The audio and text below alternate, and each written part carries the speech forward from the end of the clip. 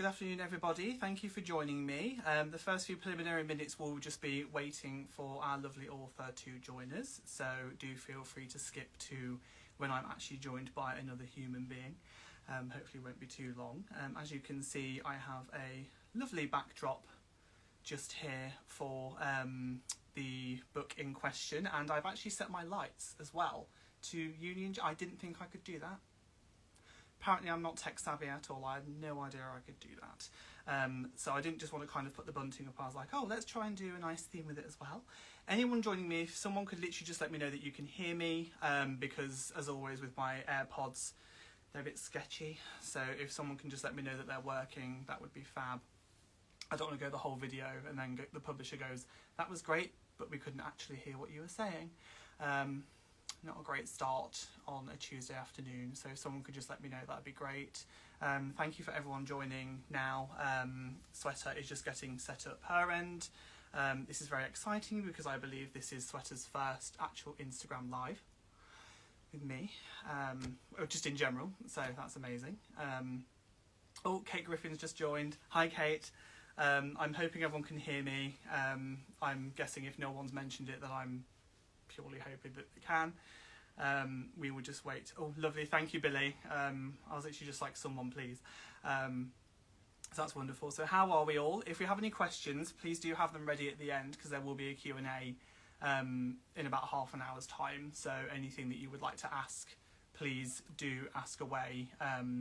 I think there is the comment box at the bottom you can ask questions into, and I will highlight them at the end if we have time. If not, this video will be on catch up afterwards, so if you do miss anything, you can go back, share it, please do. Hi Kate, hi, lovely to have you here. Kate Griffin's an amazing author, you need to go and check her work out, she's awesome. Speaking of an amazing author, we will be talking to Sweater momentarily about her new book, which is King for the Queen. I've got a proof just here, but you can see the gorgeous cover on the back there. Aria Fiction and Head of Zeus always do such wonderful work with their proofs. As someone who receives a lot of proofs, I'm always very lucky to get something so beautiful. I just like it when it's a bit extra, because I'm extra, you know. Take of that what you will. So I hope you've all got a nice cup of tea, like I have, or some water, or it's after 12, so I suppose alcohol's also fine. Fingers crossed. So I'm just waiting for Sweater to join us whenever she is ready. So when the request comes up to join, I will click that accept button, of course. But how are we all on this Tuesday afternoon? Are we well? Let me know. What are you currently reading? Anything that's, you know, on your list? Anything that's kind of standing out to you at the moment? I like to hear great suggestions, as hopefully I can give them great suggestions back. And on that note, talking about great books, I've just received a request from I'm Thinking It Will Be Sweater. So I think we'll let her join. So let's go live now. View request.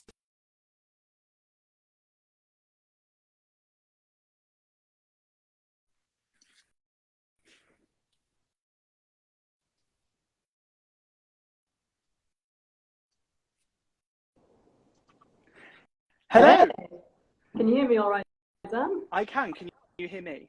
I can. Really great to see you. Loving the matching bunting that we've got going on here. Amazing. Like, I literally would say it's coincidence, but they sent me some, so I can't really say that. So it's literally just like, okay. Oh. It's not that good. We don't even get the flashy lights as well. I wish we could have that. Well, I mean, that's their budgeting issue, not mine. So it's just like, do you know what? That's fine with me. What, How are we? I'll take it up with them later. How are you doing? Are you well?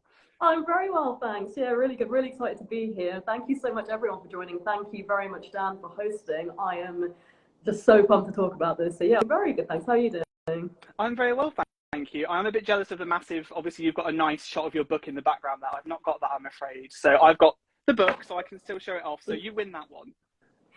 Sounds good to me.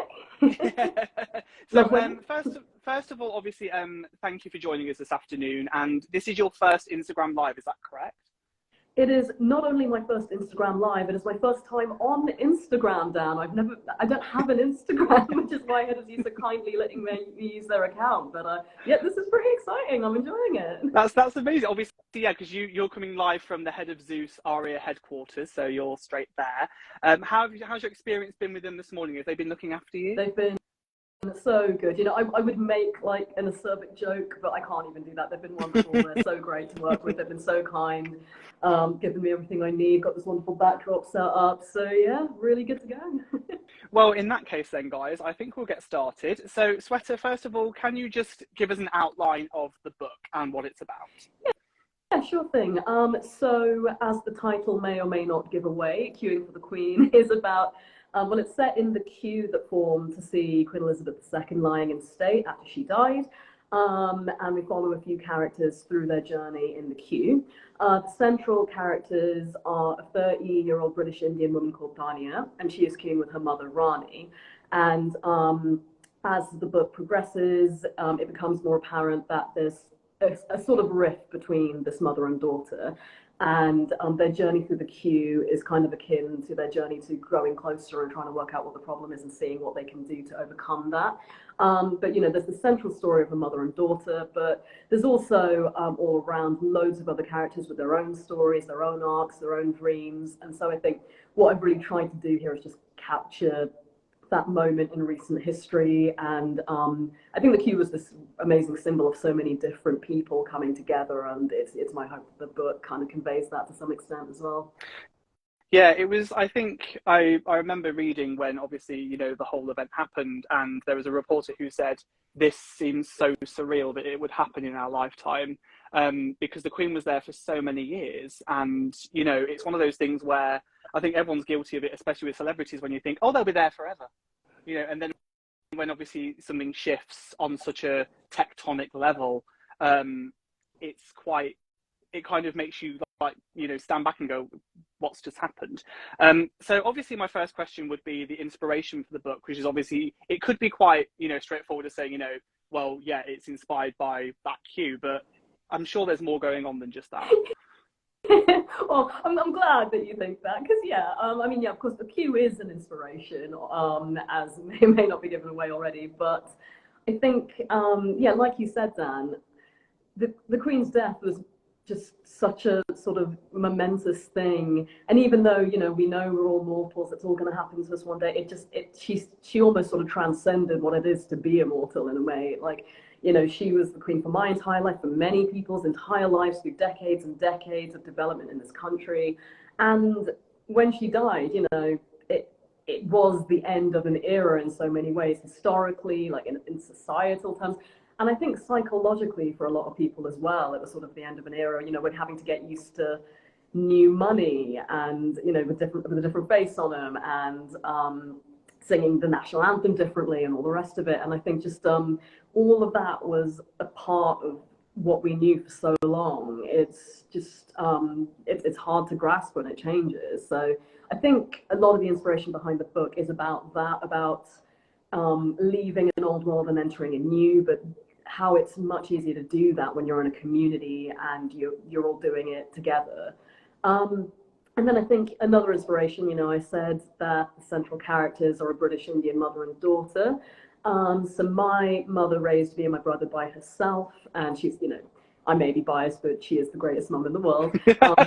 just a little bit, just a little bit, yeah. A little. But, you know, in doing that, especially considering the community that she's from, it took an incredible amount of strength to raise two kids by herself. It often meant that she was quite stoic growing up.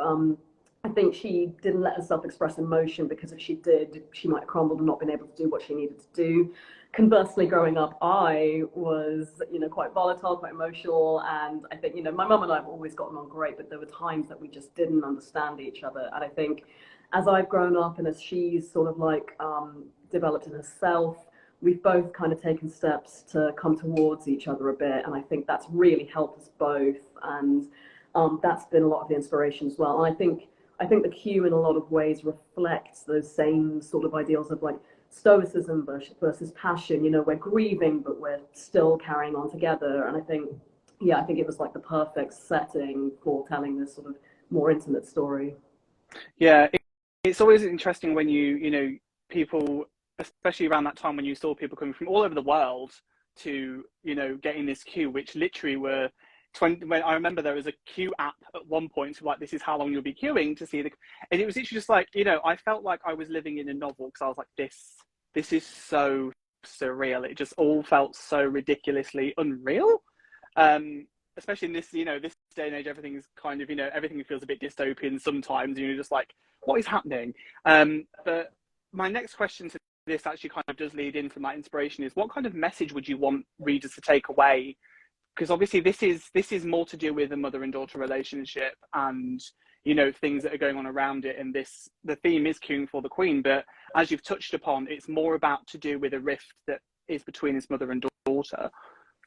Yeah, so I think if I did want readers to take just one thing away, one recurring theme that we do see with the mother and daughter is about the importance of being true to yourself. And, you know, these two are clashing and they're both trying to be what the other one wants them to be, but not quite being able to succeed. We also, in the book, delve into Rani, the mother's history, growing up as a child in India, moving to the UK. She has to sacrificed quite a lot in order to get the life that she has. And I think one thing I would just love people to take away from Queuing for the Queen is that just the importance of being true to yourself. I mean, but it's easy for me to just sit here and say, oh, be true to yourself, guys. There you go, done, perfect. But I hope the book also showcases what a struggle that can really be. Because I think we all know, I think you know, Dan, I think everyone knows how hard it can be sometimes to be open and honest about what you need, how you're feeling. But I'm hoping that people come away from Queuing for the Queen and know that it's worth doing it, because in the end, you know, despite that struggle, despite the animosity you might face at times, in the end, that love and community and yeah, just respect and honesty will win out in the end. So that's what I hope, yeah, people can take away. Well, that's great, because someone's just commented saying that they absolutely love the book and they cannot wait for the inevitable movie deal. So there you go. You're going to be Netflixing it. You're going to be Amazon Priming it. So there you go. I mean, people have spoken already. So that's it. It's a done deal. Is there a favourite line from the book that you liked getting in there? Was there a bit when you didn't, you were like, that needs to stay in there? Yeah, Dan, it depends what you mean by favourite line. If it's a line of dialogue or a line such as a cue, because there isn't. Do you know, guys, this Instagram live's over. I'm going, that was literally, I thought in my head when I was saying it, I was like, she's going to pick up on that. I walked into that. There's another one walking into a line. I'm just going to stop now. That's me literally rug pulled from under me. That's egg on my face for the afternoon. There you go. That you've pulled one over on me. But yeah, apart from the obviously very obvious line, what other line? No, I'm very sorry. I shouldn't have called that thread. No, it's fine. It's fine. I'll let it slide. Yeah, but besides that, so I think if I had to pick a favourite line, it's tough. I think one line that really stands out to me, you know, I mentioned that the Rani character goes through a lot growing up, that she has quite a lot of hardships and turmoil to deal with. And there's a recurring refrain in the chapters from Rani's perspective, which is crying never solved anything. And this is something that Rani habitually tells herself, you know, when she's going through a tough time, she tells herself, crying never solved anything, crying never solved anything. And to me, that line is really, really sad. Yeah. It's tragic. It's a woman, you know, trying to just force back her feelings, put up a veneer, try and pretend everything's okay when it's not. And in many ways, this is the way that Rani believes she has to deal with her life. In order to keep going, she has to just not cry, because crying never solved anything. And I mean, you know, you could be very pernickety and say technically crying doesn't solve a problem, but it does do a lot else. It really, you know, you need that. You need to be able to express yourself, because otherwise it gets very pent up. So I think in a lot of ways that is a line that stands out to me as being sort of Rani's mantra, trying to get herself through, but you know, it's not a good thing. It's not a good thing that she's telling herself that in many ways. And so through the book, she is, you know, she's got that repeated mantra in the back of her mind, but it's about trying to get past that. So I think that's a really important summary of her character. But then conversely, you know, it's not all doom and gloom for Rani. Another bit that I really enjoy in the book is when she and Tanya are in the queue. They're alongside the HMS Belfast, which is a boat, and they're just talking about boat trips that they've taken before. And Barney is there, like, daydreaming of, oh, my mother came to this country so long ago with nothing but the clothes on her back. And what was that? And then she turns to her mum and says, what was that like, coming on the boat? It must have been amazing. And the mum, Rani, just says, yeah, they had airplanes in the 1960s, actually. And I quite like that line because it showcases Rani's humor. That's actually a very important part of what got her through. It wasn't just the, like, don't cry, don't cry. It was also, she does have a sense of humor. She is able to see the light and things. And I think it's also just quite a good giveaway of my generation always assuming that our parents lived in, I don't know, pre-industrial revolution or something, where actually it wasn't that. Horse and carriage, steam exactly, power. Exactly. Yeah. Exactly. Yeah.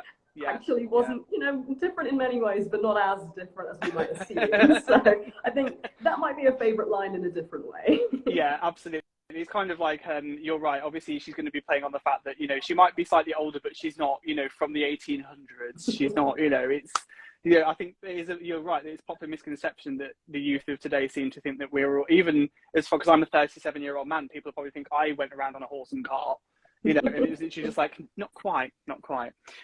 Is there a favourite side character that you enjoyed writing when you were doing this? Was there one that stood out to you and you're like, I really enjoy diving into their side of things? Yeah, I mean, I don't personally, I don't have kids, but I imagine that's like being asked to pick your favourite kid.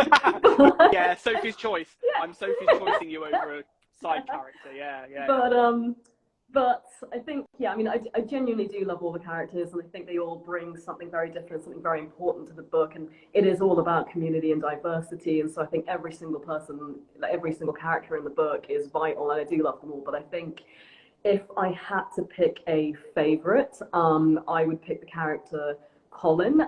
Colin is in the queue with his husband Denzel, and I don't know how to put this politely. Colin has pretty much no filter, which I kind of enjoy in many ways. When he's in the queue, if somebody's bothering him, he'll just loudly shout at them.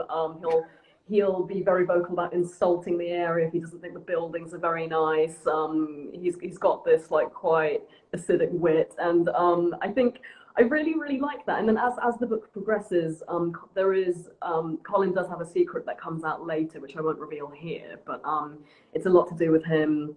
As I mentioned before, a lot of the book is about being your true self, and Colin finds that avenue later on in the queue and showcases who he really is. And I think for many reasons, I think if I did have to pick a favorite, it would probably be him, because I just love how unabashedly honest he is about everything. Like it does border on rude sometimes, so I'm not saying I'm going to go away and be entirely inspired by Colin, but I think it's really refreshing to just have somebody, and it's revealed in the book he wasn't always able to be himself, and so just having someone say what's on their mind and be unashamed of it, I think sometimes there's a time and a place, but I love that. I'm really inspired by it, and I think if I had to pick a favorite, it would be him for just saying what's on his mind all the time. I love it. I agree with that, because I think a lot of the time there's always those societal pressures not to either be yourself or B, kind of speak up when you feel like you need to.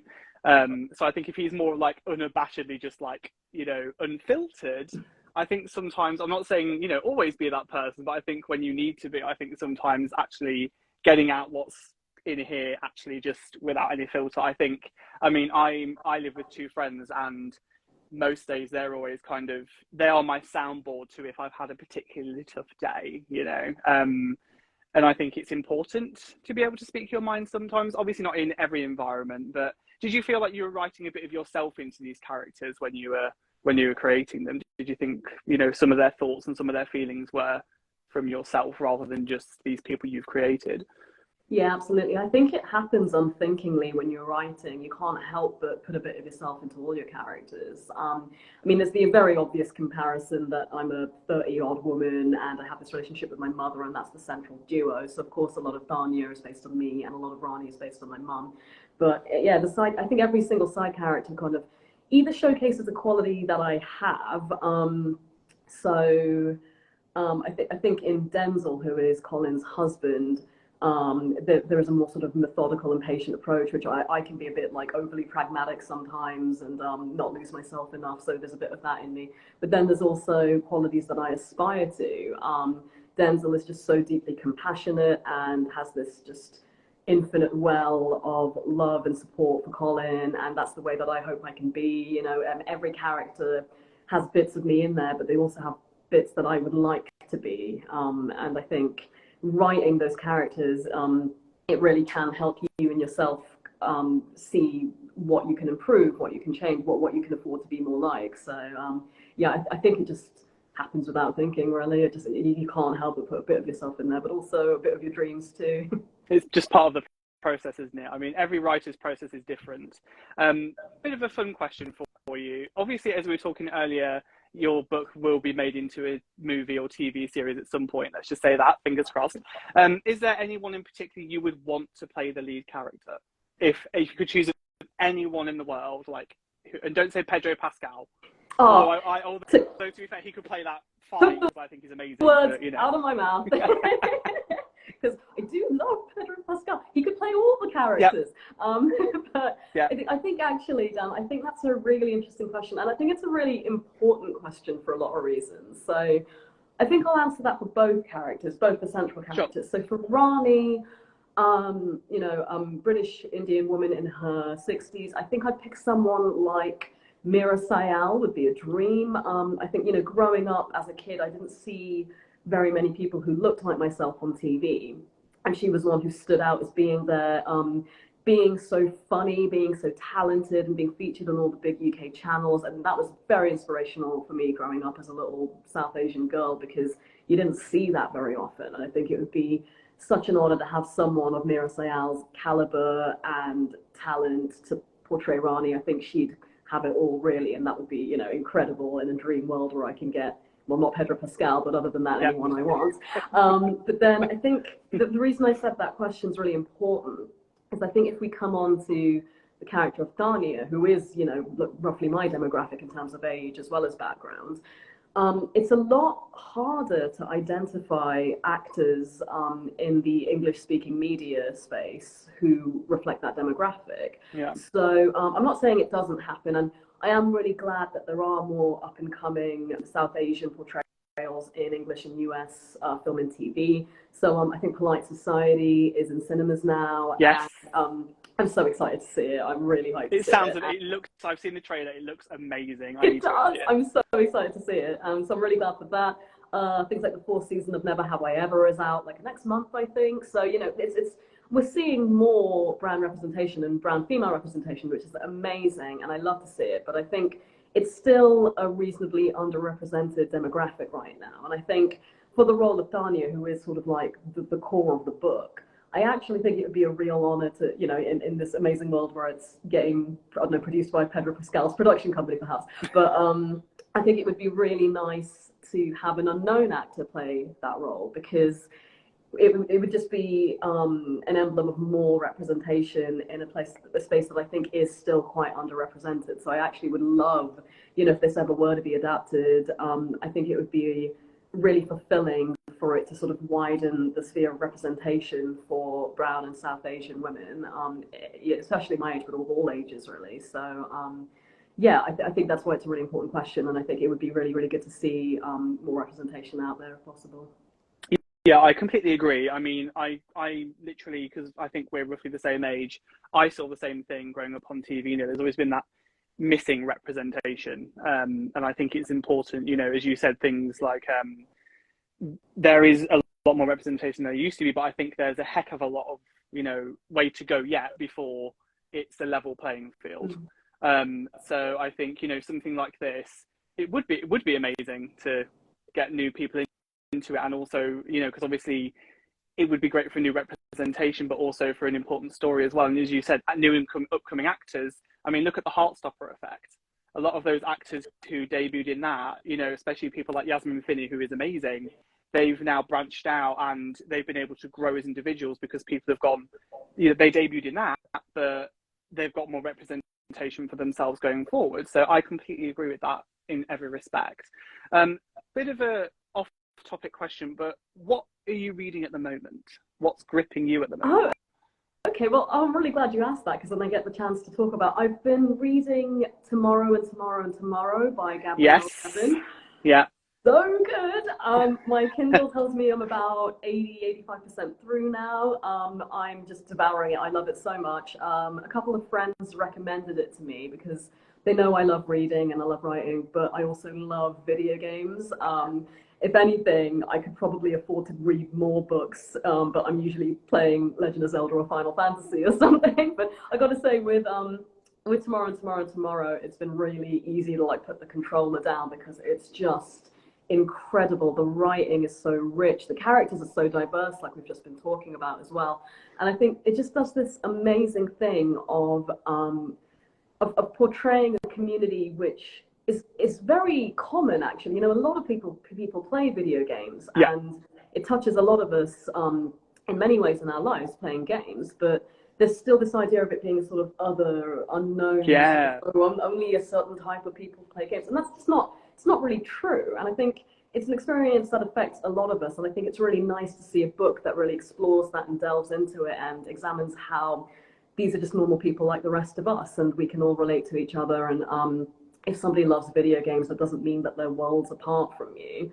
And I think it's just this incredible examination of stories that are widely experienced but not yet in literature widely told. And I think it's really great to see that happening. I'm loving reading it, and I think it's an inspiration for me as a writer as well. Because I hope Queuing for the Queen does a similar thing of taking something that affected a lot of people, like the Queen's death, or like having problems with your mother, and from a British Asian perspective, and then is able to tell that story to more people who may not have been there the first time around or may not have experienced it firsthand. I think telling these hitherto unknown stories is really important, and I think Tomorrow does it amazingly, and it's my hope to try and keep doing that with everything that I write. Well, first of all, as a gamer, I say that's a fantastic answer. So, and obviously, there's only 2 weeks until the new Zelda game comes out, which I'm very excited for. So excited! 7 years, I think, since the last one. 7 years since Breath of the Wild. It's incredible. It's like how, I mean, I don't touch my Switch much these days. So I've got a Steam Deck now, so I play a lot on that. So now that I kept my Switch because I knew the second Zelda was coming. So it's literally just like, yes, this genuinely needs to happen. As you obviously mentioned with future books, etc., do you have a certain either research method, or is there, when you are writing, are there any kind of rituals that you think, okay, because I know many different authors either like to sit in a cafe because they like the atmosphere. Some of them literally lock themselves away. One I know even has a barge that she sits on. I mean, that's just next level amazing. Is there a certain way that is there a certain process that how you write and kind of concentrate on it rather than, what is your method? It's a really good question, and I think one thing I should probably mention is I actually have a completely different full-time job. I work in websites Monday to Friday, 9 to 5, and then I also do quite a lot of extracurriculars I really enjoy. Like, I do volunteering, I sing in a choir, I do Hindi language lessons. So I love all that. I like seeing family and friends as well. So at the end of the day, it's a bit like, where's the time to write? So I actually, I'm more of a morning person, I found. And I think getting up maybe an hour or two early and just writing was really helpful for me with this book, and it's generally very helpful for me. I think my brain works better before I've had a big lunch and wind up being too sleepy. But I think, just getting to the routine. I really like routine. I like planning. I like putting little post-its around with to-do lists and crossing them off. So I think just making sure I had that time every single morning to write. And then I wrote on lunch hours as well. And then if I had a free afternoon in a weekend, I'd do it. But I wish I could say I had more of a ritual. People may have gathered that I wrote this book very fast, which is how it's coming out at the time that it is. And I think I was just so caught up in the whole project. I just enjoyed it so much. It was easy to just keep coming back to it whenever I had a spare moment, really. So I've been very lucky to have been able to do that. And I think a lot of it was about just when the alarm goes off at 6, it's very easy to just lie there a bit longer, and sometimes I did. But then part of me just thought, I just really want to keep telling the story. I really want to continue this writing. So that was able to spur me on to get up and to do it. And then I suppose the other thing that is worth mentioning, and this is me declaring my terrible confession to the whole world. I did not actually queue myself. I didn't join the queue. I was away for a lot of the time in September. I read about it, and I think a lot of the research for this book was reading articles and reflection pieces on what it was like to queue, so I could get a sense of what it was like for people. I also, visited the areas themselves. I know the South Bank incredibly well. I've lived in London nearly 11 years, but it was nice to sort of see it within this new context. And then also to speed things up, I did actually load up Google Street View and just sort of go through the queue on that as well, just because, if I'm working and I'm on my lunch hour, I can't pop to the South Bank. But yeah, I think just using the internet and all the vast resources on there is just an incredible help. Think pieces from other people about the queue, but then there's research into the Queen herself as well. I knew I had an idea, and I don't want to give too much away, but I knew I had an idea that I wanted some of the Queen's clothing to be a part of the plot, and it does come to the fore later on in Colin's storyline, but I don't, I didn't know off the top of my head. I know that the Queen wore all these amazing outfits, but I couldn't have named one off the top of my head. But it was, BuzzFeed or somewhere did a listicle of all the greatest outfits, and I was able to look at that and find out more. So yeah, I think it was a combination of getting up early and exhausting search engines as much as I could, really. I mean, to be fair, your defense of not going, I think it's acceptable, because one of my favourite authors, Elodie Harper, who wrote The Wolf Den and The Golden Door, obviously she couldn't go back to that timeline either. So I mean, you've got a good defence there. I mean, I'd never go up to her and go, Elodie, did you not time travel so you could actually get that correct? Do you know what I mean? So I think you have a good defence. As you said, if you're working 9 to 5, you have another job. Fitting in the research and the writing must have been a bit of a juggle sometimes. Yeah, it definitely was. I've been so lucky to be incredibly supported as well. My agents, Max and Sarah, Evertas Creative Management, they're incredible. They just, they really kept me going. They're so optimistic and so creative, and they just, anytime I sort of felt I was flagging, they always knew exactly what to say to keep me going, and it was incredible. And now I'm lucky enough to be with Aria and Head of Zeus, and the entire team here is awesome as well. Like, I can't overstate how much easier they've made the whole process for me by doing all the hard work themselves. But I think having that support and that team around you just it makes it so much easier to keep going. So I'm really, really grateful to have all these people around me. It's not just a case of one person sitting down and writing a book. It's never that. It takes a team, and I've been really lucky to have, I think, the greatest team you could possibly have. I mean, yeah, I don't want to be biased because I'm on their channel, but Head of Zeus, in my experience, are particularly fantastic with their authors, because I speak to a lot of authors, and not everyone has a great experience. It can be tough, especially when it's a debut. Guys, by the way, if you've got any questions, please do ask, because we're in the last about 10 minutes. So drop any questions below, and Sweater will see if we can answer them for you. But yeah, I would say the writing process, especially when it is a debut, you have to find that balance between expectation and reality. How have you found that process so far? I think, again, I've been very lucky that I've had such a great team, and for me, the process has gone unusually quickly, just due to the nature of the book. We want to get it out as soon as possible. The story kind of needs to be told now, so it's all gone very quickly. But for many, many authors, that is not the case at all. And I think, I hope to keep writing, and I doubt it would be this kind of speed next time. And I'm going to have to sort of, remind myself that this was quite extraordinary. And then I think the other thing, despite myself, once we were looking for a publisher, I was just there Googling, will my book get published? How long does it take? When do acquisition meetings happen? And just constantly, and I think almost every aspiring author does it, and it's natural, and it's human to want to find the answers. But I think I'm just having to keep telling myself the answers aren't there. There's so much amazing guidance and support available for writers, but it's all very honest. It says we can't tell you the answer. It changes every single time. It changes for every single author. It changes for every single book. And I think I'm very lucky again to have really great agents who were good about expectations, keeping things realistic. But it's hard not to let your mind run away with you, and you stop panicking, I haven't heard anything. Does that mean everyone hates my book? Does that mean I'm never going to be published? Am I the worst writer in the world? Your mind just sort of goes off on this tangent. And I think, yeah, what I would say is it's great to have wonderful supportive agents. Keeping that line of communication open, I've found, is really helpful. I might not want to bother them in my mind, with questions, but they're never bothered. And I think, like I said, it's never just one person sitting and writing a book. You do need that team around you. And I think just having, using that support as much as you can is really, really important, because otherwise it is far too easy to silo yourself in your own head. And that's when things just, you're never going to get anywhere. It's very difficult to get out of that. So, yeah, I think I'll try and keep that in mind as I continue to write. Whether or not I put it into practice, I'll still have the same worries. I think it's impossible not to, but I'll do my best to, put the phone down, not try avidly Googling everything I can, and, just have a chat with my agents. And I think that will probably work better. So try and keep that in mind. Yeah, I would say, obviously, I say this to most debut authors, obviously stay away from Goodreads if you can resist. Yeah.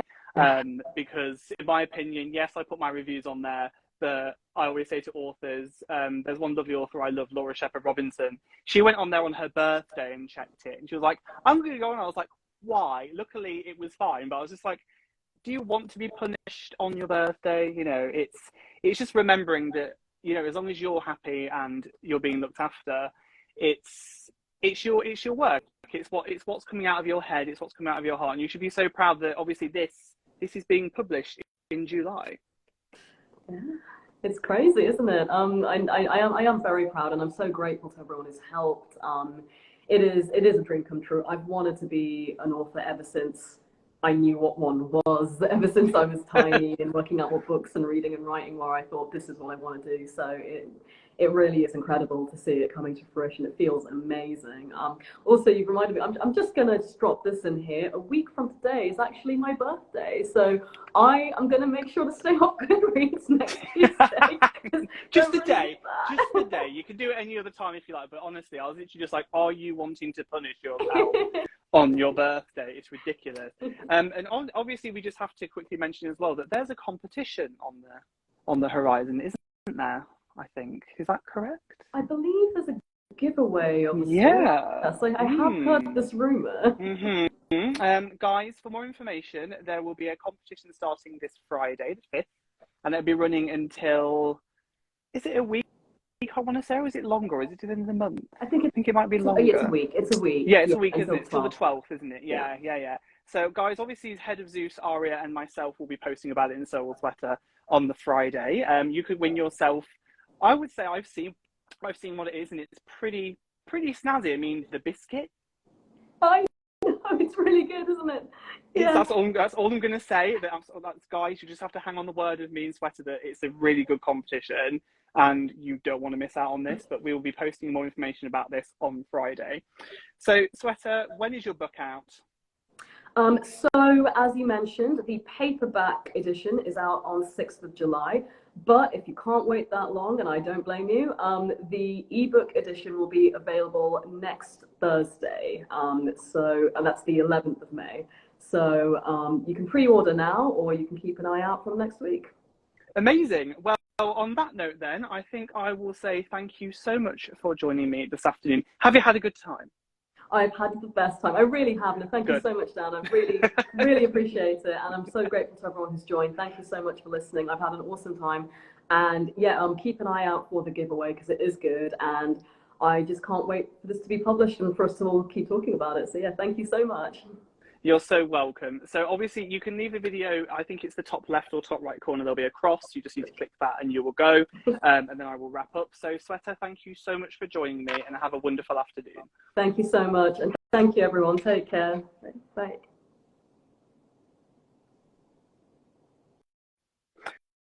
Well, guys, there we go. That was myself and Sweater in conversation, and this will be available afterwards up on the Head of Zeus, Aria, and also my wall, so you can check it out whenever you like. I will leave it up there for just infinitely. It will just be there forever. But honestly, I hope you all enjoyed it. It's a wonderful book. So it publishes July by Aria Fiction. And as Sweater mentioned, if you can't wait for the paperback, the ebook publishes next Thursday, the 11th, by Aria Fiction. Thank you all so much for joining me, and I hope to see you all again soon. And Kate Griffin, lovely to hear from you too, and I will see you soon. Have a good afternoon.